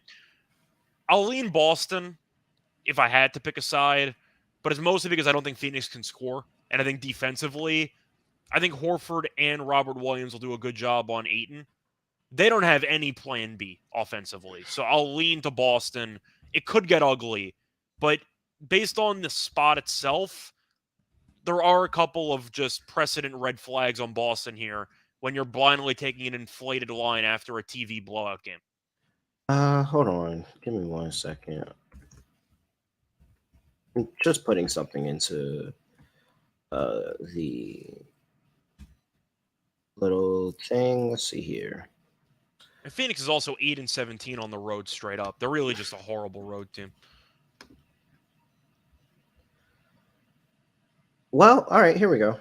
That's actually pretty solid. And because I felt like I had a system on this earlier this season, and I did. It was the no, that's not. This isn't the same thing I'm talking about. But either way, I just stumbled across it. So road dogs coming off of a game where their opponent scored over 130, like they got blew out. An opponent scored over 130, and now their next opponent blew somebody out doing the exact same thing. You had the public perception is, oh, this team just got blew out. Oh, this team just blew somebody out. Obviously, take the team that just blew somebody out there and lay the points with them. Not at 4 ATS. You know, since what is this? What is the You're last? talking about the road underdogs 9-4 ATS. Road underdog is 9-4 ATS since 2011. So 2011, 9-4 ATS. Now 3-10 straight up. So you see that the team that blew the other one team out, They win, but they not by would margin. win, but not by margin. Like that, the line is inflated too much, and I think that this line is a little bit inflated. So, yeah, Suns plus 9.5. That was enough for me.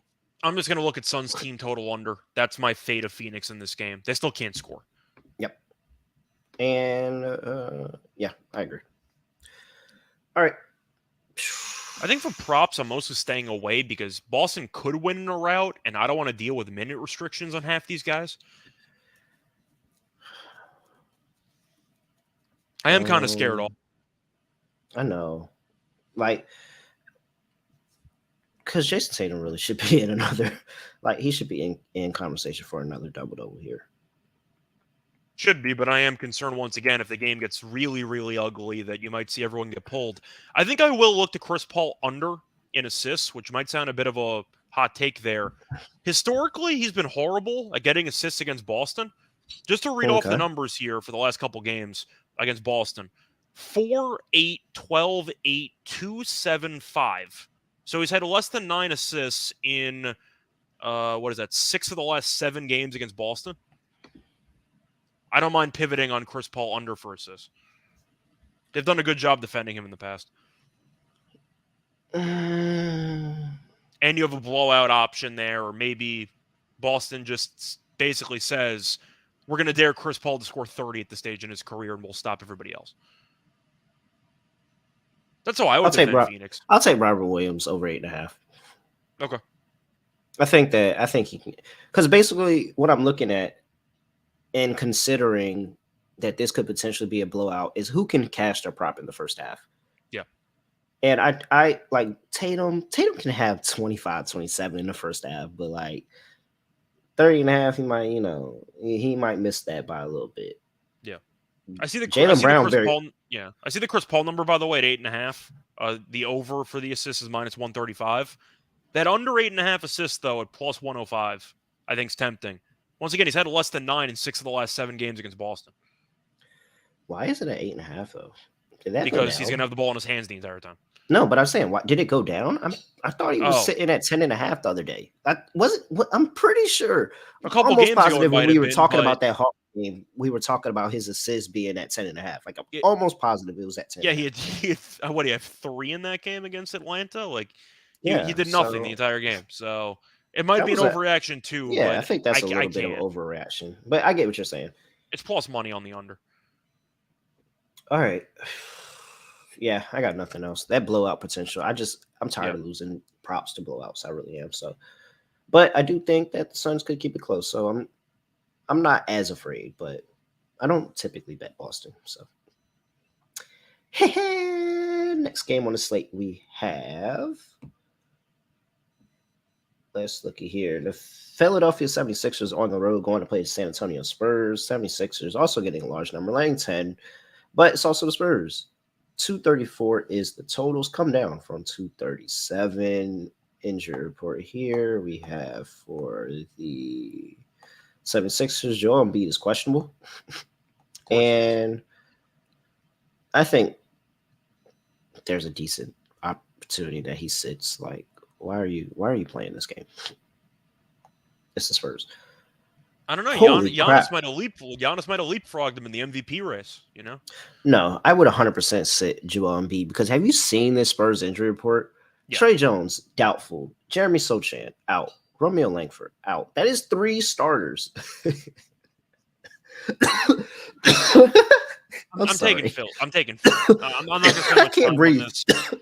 We don't have any actual props on Harden for some reason, which I don't understand.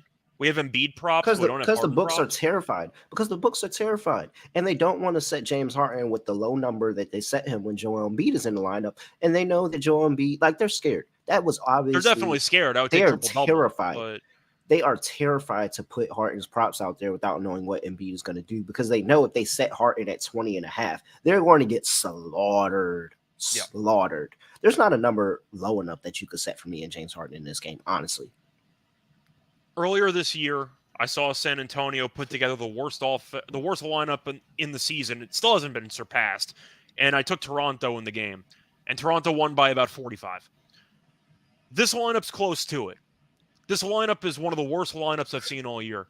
To go through the projections, I don't know how accurate these projections are, but the projected starting lineup according to RotoWire, you have Richardson, Branham, you have Keldon Johnson, so I guess it's not totally awful.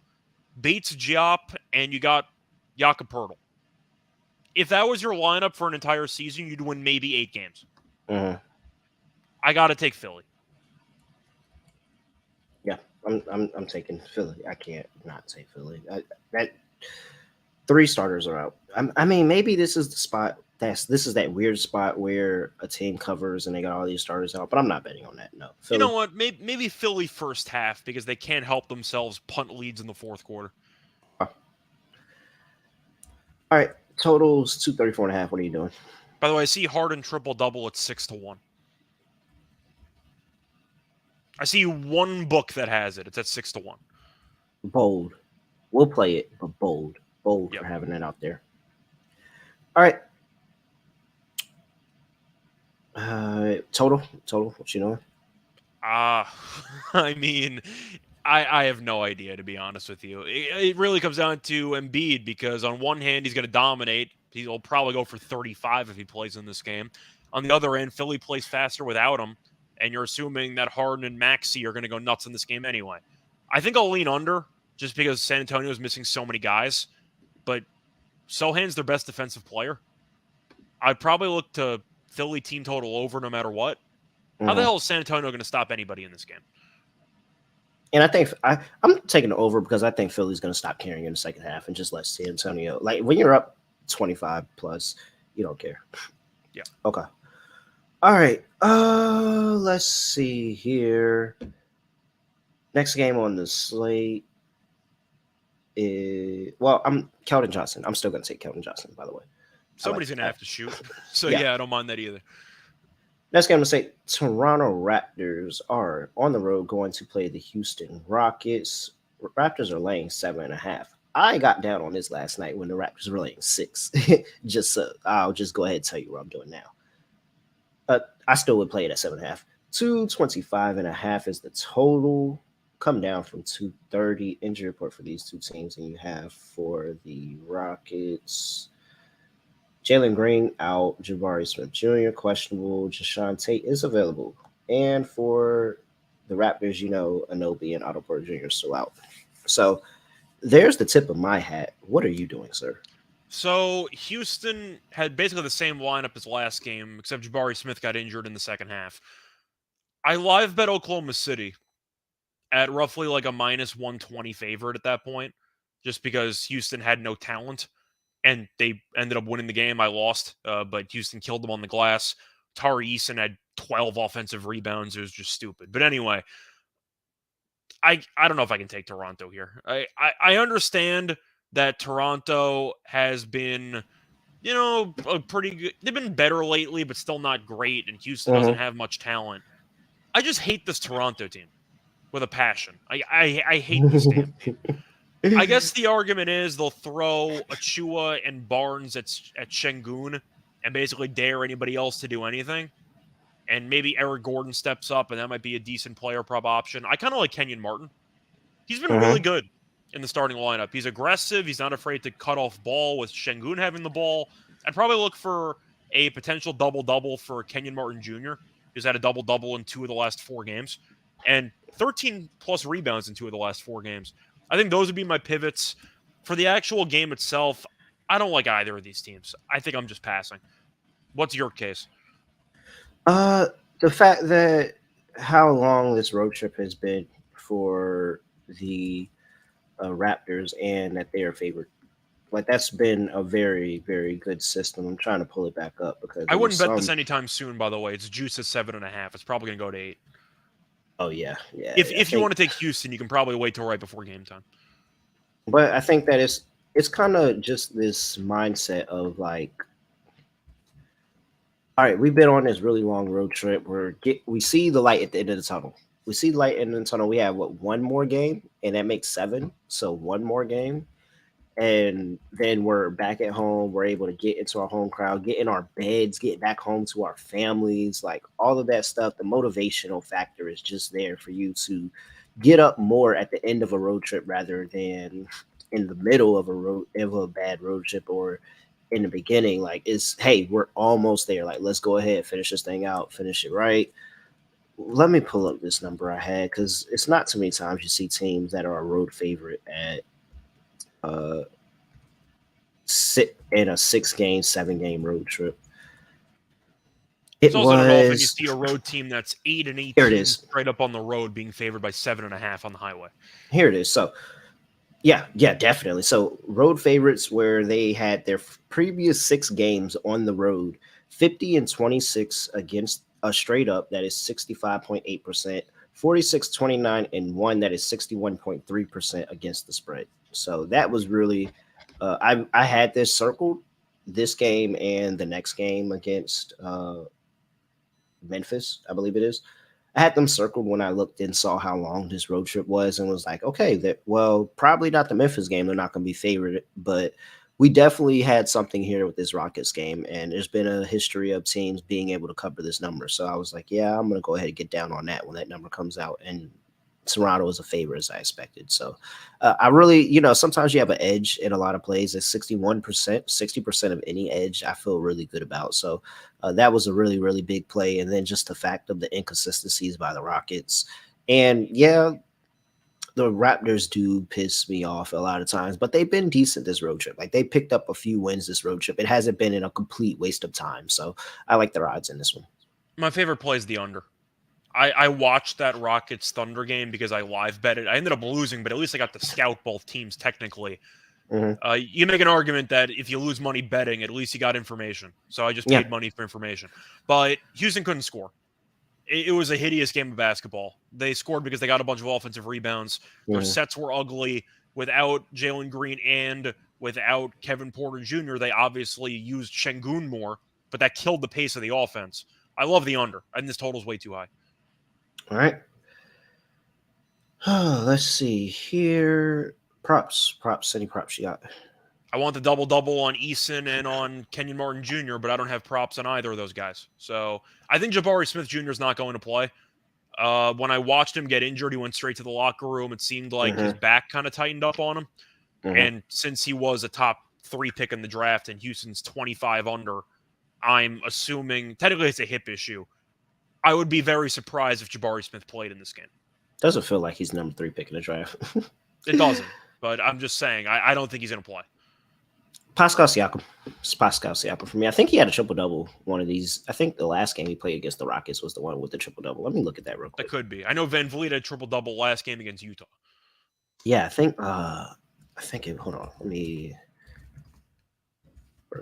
I think it was, I'm almost positive it was against the Rockets. It was. No, it wasn't. It must have been the game before that, but he was close to having it again that game. But either way, back to what I was talking, 29, 12, and 7 last time out. He filled up the stat sheet in that game. He had 3 steals and 1 block too.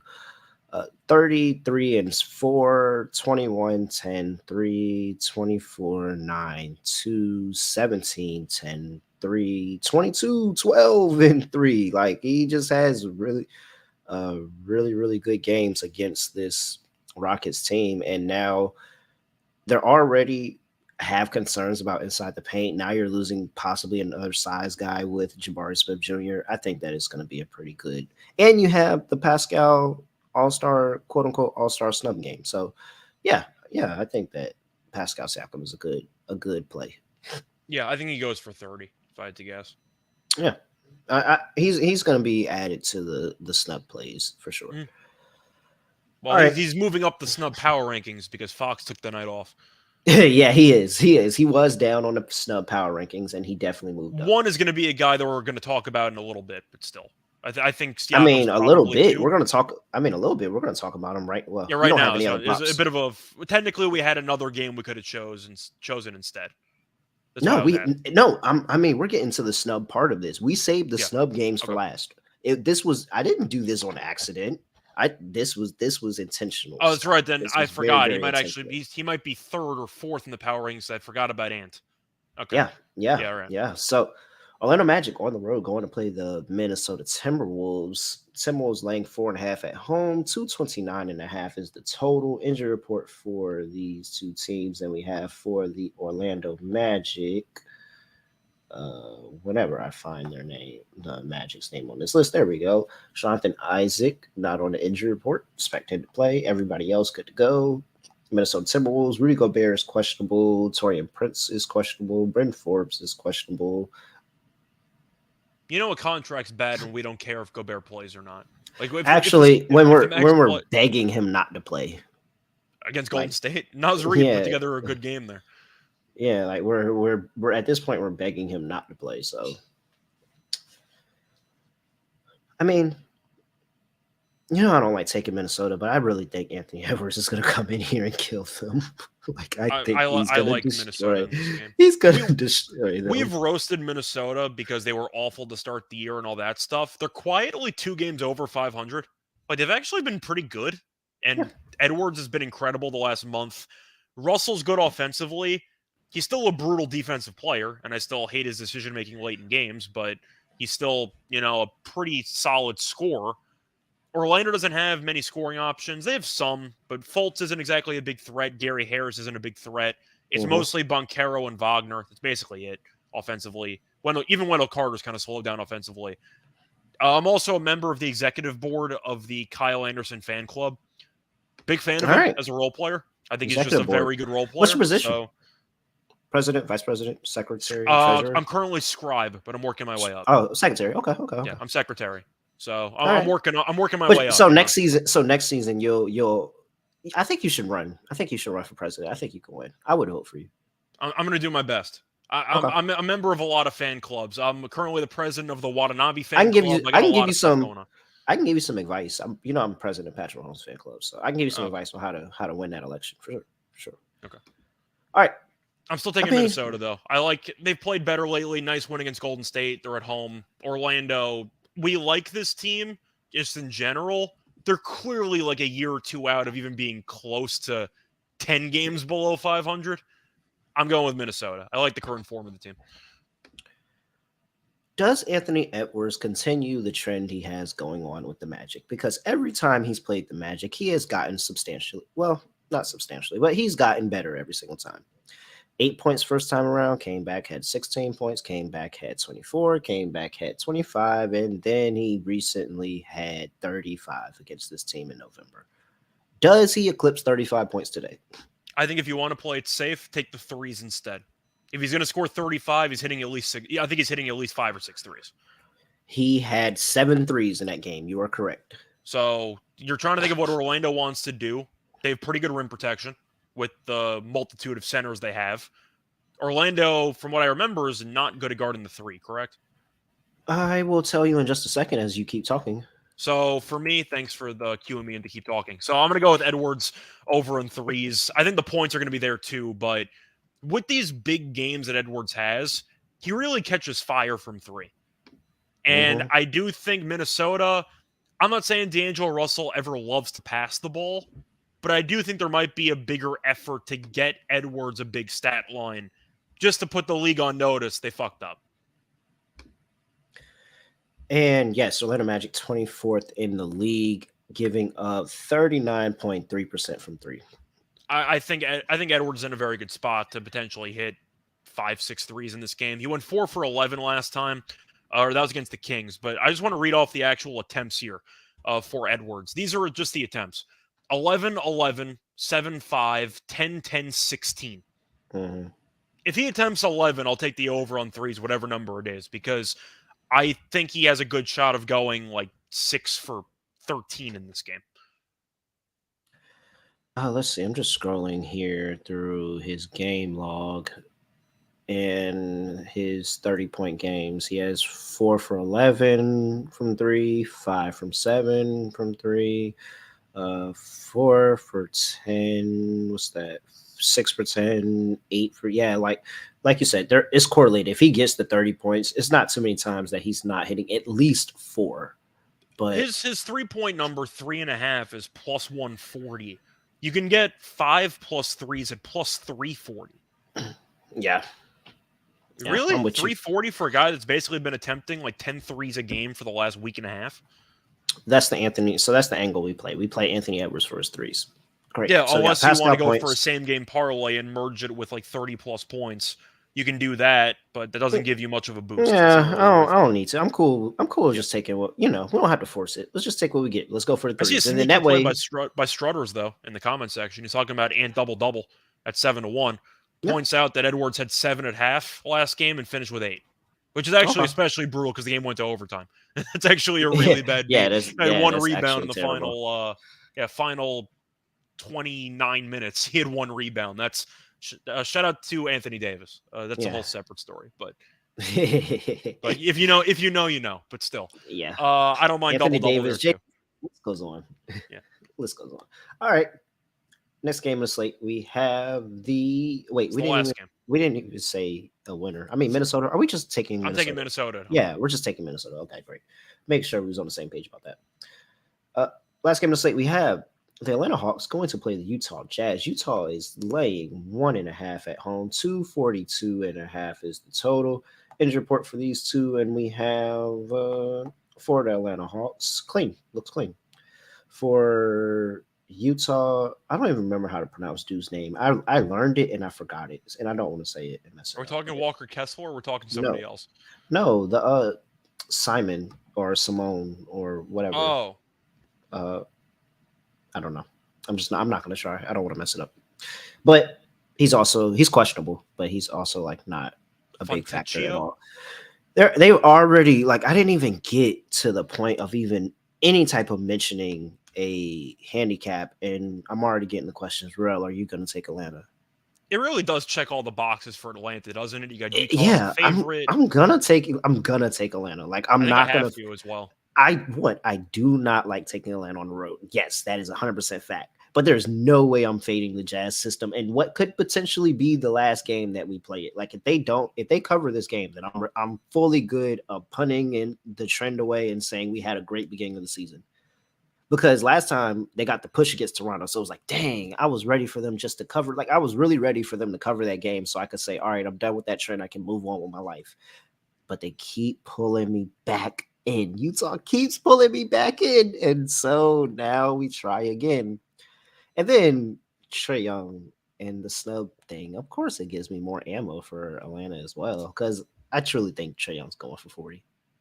Trae Young historically has actually been awful against Utah, but I don't know how much that matters because at least you had Gobert roaming the paint. You don't Mm-hmm. have anybody now defensively, and Nope. even with Utah being a fun story, they still can't guard anyone. Nope. But Trey in his career has never scored more than 30 points in his career, and he's actually only had one double-double in his entire career against Utah back in Mm-hmm. 2019. But Gobert's not there anymore, so I don't know how much any of the I don't stats I think just any said of that actually matter. matters. I don't think any of that matters. I don't think it matters either, but I'm at least throwing it out there. Historically, Yeah, has not been good against Utah. I agree. All right. I don't know. I mean, it's just I understand why Trey didn't make it. Completely understand why he didn't make it. But it's not for the reason that people think. Because he averages 27 and 10. So like it's not because of what he think. It's the fact that coaches voted for the reserves and nobody in the league likes Trey Young's game. Yeah, pretty Nobody. much. Nobody in the league likes his game at all. He didn't we talked about it when All-Star reserve we didn't even go through the reserve list, but whatever. Uh we talked about it when the starters came out. And you looked at I think Trey Young was at like 4 or 5 and like well not 4 or 5, maybe like 7, 8 in the fan voting. He was like 12th in the player voting. Yes. They don't like Players him. hate him.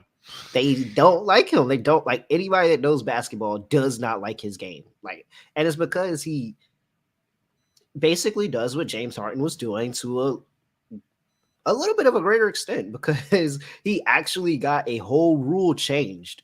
Like he has a whole Mhm. point of emphasis on him because of that stop foul thing. I'm So so happy in hindsight they made that change.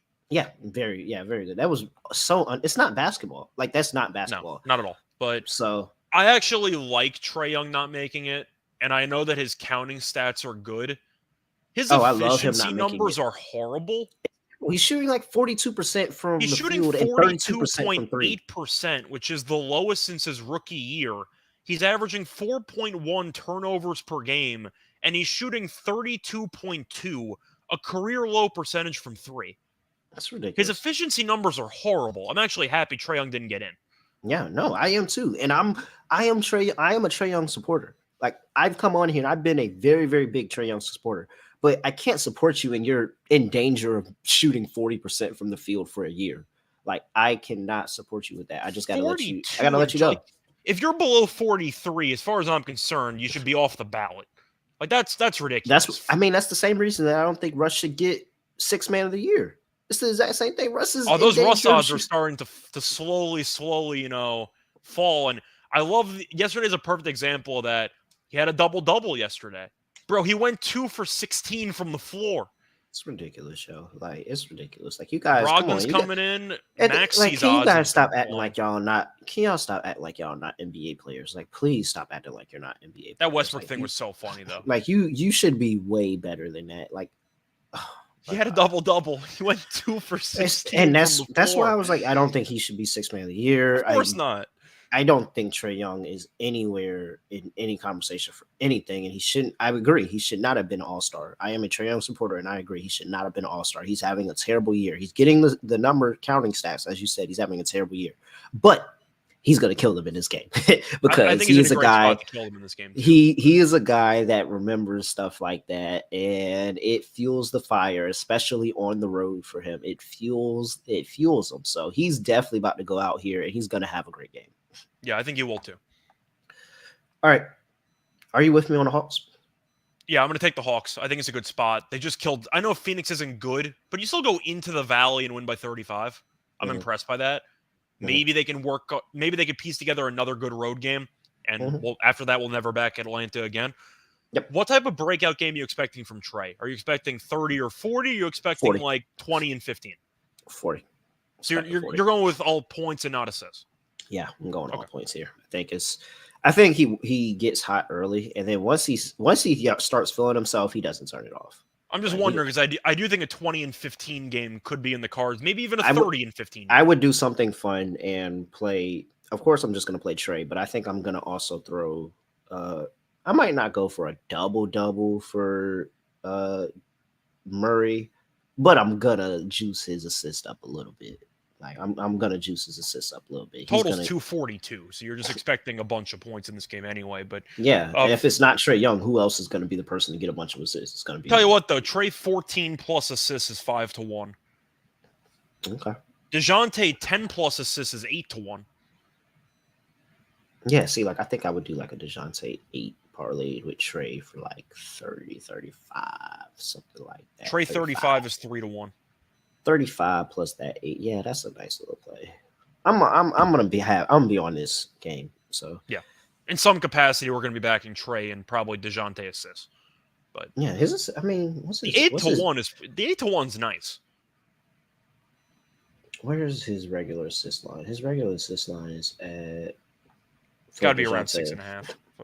If I had to guess. 5.5. 5.5. Like really? That's yeah. Really he can get that on a regular. Yeah, I say 5.5 for -130. Like he can get that on a regular night. All right. Before we get into lock and dog, let's go ahead and finish. Oh well, total over.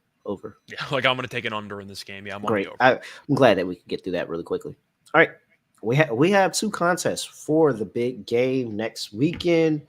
And it's the $1,000 Squares contest, completely free to enter. Just go to sportsgamblingpodcast.com/squares. Leave a review for the Sports Gambling Podcast on Spotify. Put it into that link, sportsgamblingpodcast.com/squares, and you can be entered for a chance to win a free square for that $1,000 in prizes. Also, we have the bingo contest where you can get a 57 SGPN gift card. You all know how our bingo goes. All you have to do is be subscribed to Sports Gambling Podcast on YouTube and be subscribed to the NFL Gambling Podcast on YouTube as well. All of this available in the SGPN app. All right, Scott. Lock and dog time.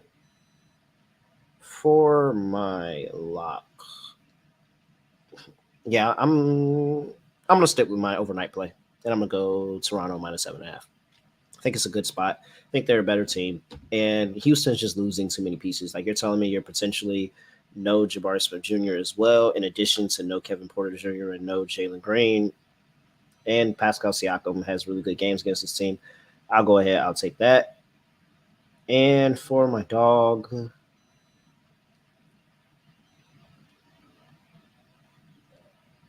you have a lot of player prop options. There's really a lot of I know, choices. yeah. It's like really just going to be it's really just going to be player props. And we didn't really like too many. I mean, I don't want to go to Portland, but let's just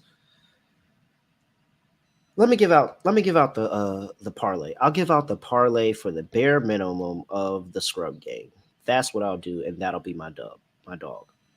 So yes, please give thumbs up to the video on YouTube. I appreciate that. It's Friday's parlays. That will be my parlay. A parlay for my dog. I'll take Pascal Siakam over 20. Well, now it's 26.5 at -105. I'm cool with that though. I'll take Trae Young over 28.5 at -108. Parlay that, and we'll go with Anthony Edwards for the bare minimum on his threes. 3.5 plus 140. That puts me at an 8-1. So 8-1 scrub parlay. Well, not scrub, but snub. Well, they are scrubs. I might end up just doing some type of round robin situation because I might just take some player props, throw $100 total, and I'll just have some type of massive round robin. We'll see what happens, but Yep. maybe I'll probably share it on Twitter if I end up doing it. But either way, so your dog was one of the parlays, or that was your bonus? Yeah, that was so the parlay was my dog. So I'm doing a 3-leg parlay. Anthony Edwards over threes, Trae Young over points, and Pascal Siakam over points. That paid out 8-1. Okay. So for me, for my lock, I am going to take a team that I've roasted all year, but I actually do think it's a good spot for them. I'm going to take Minnesota.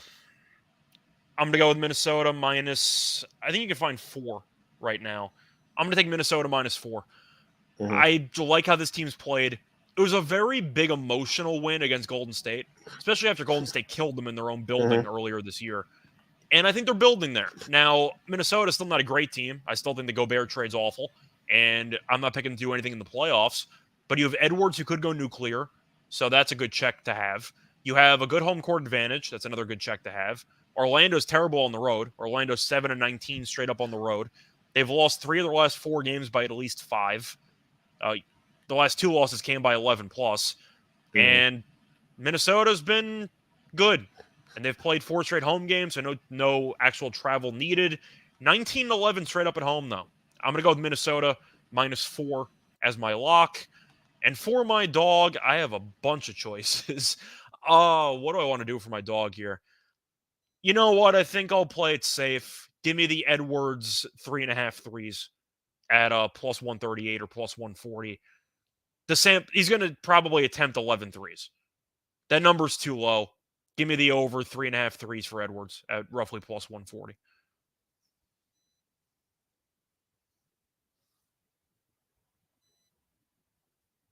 You have anything else you want to add? I can't tell if you froze or not. Anybody else can tell if Terrell froze? Just let me know in the comment section if Terrell froze or not. Because the show's basically over anyway. Just let me know. But yeah, that's going to be my lock and dog. I'm going to go with the same game. Minnesota minus the 4. Oh, okay, cool. Yeah, Terrell just texted me that his Wi-Fi went out. Cool. So I'm going to end this. Trying to think, should I mock Terrell or should I end it my own way? Tough call. I'm going to mock Terrell. Let's have some fun with it. So you can find us on Twitter. Find me at Rice Show Radio. Find Terrell at Really Real. Besides that, we're back once again for next week for the NBA podcast and the NFL gambling podcast. Besides that, I don't know how I'm going to end this podcast. Don't really know what to say, what to do. So we're going to end it like this. We are out of here.